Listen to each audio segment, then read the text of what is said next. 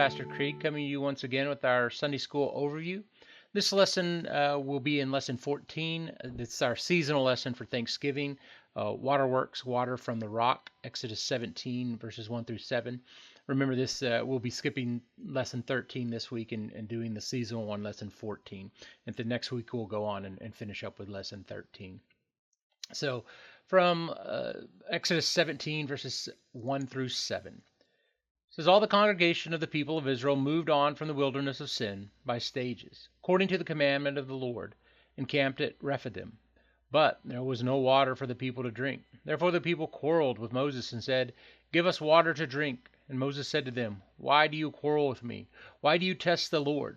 But the Lord thirsted there for you. But the people thirsted there for water. And the people grumbled against Moses and said, why did you bring us up out of Egypt, to kill us and our children and our livestock with thirst? So Moses cried to the Lord, what shall I do with this people? For they are almost ready to stone me. And the Lord said to Moses, pass on before the people, taking with you some of the elders of Israel, and take in your hand the staff with which you struck the Nile, and go. Behold, I will stand before you there on the rock of Horeb, and you shall strike the rock, and the water shall come out of it, and the people will drink. And Moses did so in the sight of the elders of Israel. And he called the name of the place Massa and Meribah, because of the quarreling of the people of Israel, and because they tested the Lord by saying, is the Lord among us or not? This is the word of the Lord. Thanks be to God.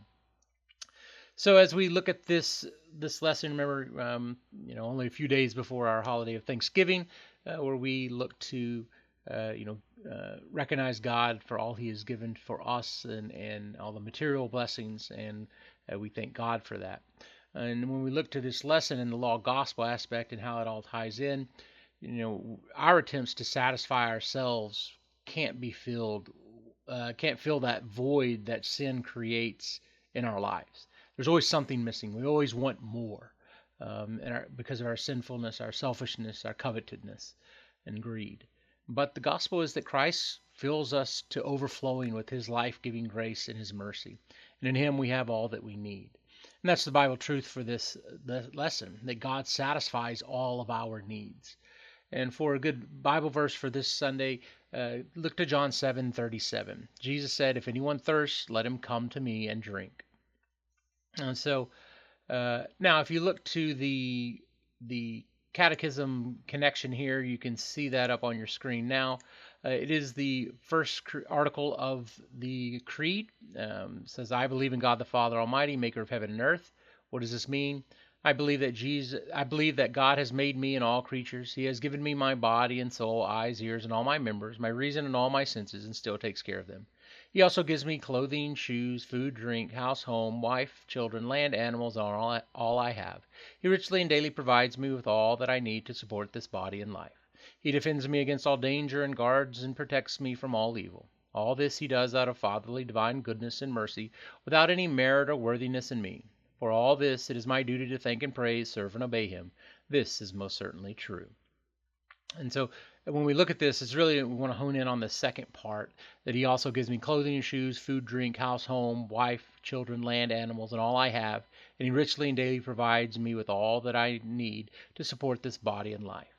And so when we look at all of that, it's obvious how this ties into our Thanksgiving theme for this lesson.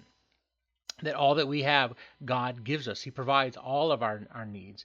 And as we confess in the fourth petition of the Lord's Prayer, he gives it to even evil people. And he certainly gives it to his children. Now, when we look at this lesson overall, having moved their camp from the wilderness of Sin to Rephidim, we see the Israelites face a new challenge. They don't have any water. They're in a desert environment. Remember, there's 1 million of them. Or more, and you need a large body of water, fresh water, to be able to keep that many people hydrated. And without any rivers or wells that were plentiful, the people were thirsting. But despite his daily food supply, the people doubted God's ability to provide water for them. Remember, they were already getting quail and manna every day. But they were thinking, well, God's not going to provide water for this and for our livestock and everything that we need.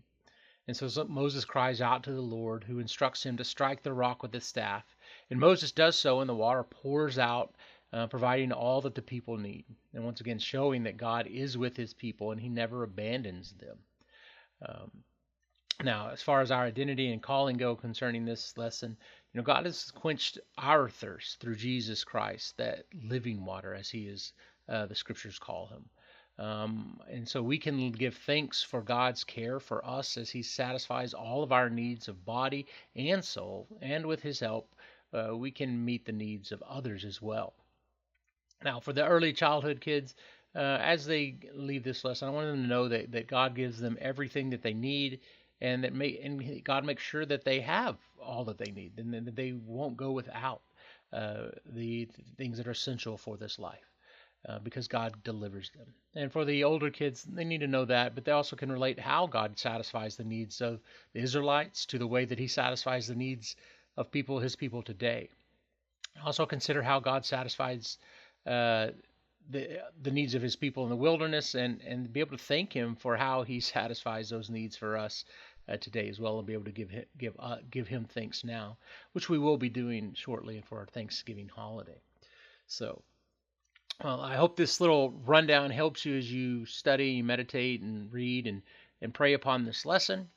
I certainly give thanks for all of you that continuously come in and week out to serve our congregation, serve the children of this congregation. Thank you for all that you do, and I look forward to seeing you on Sunday. Have a blessed day.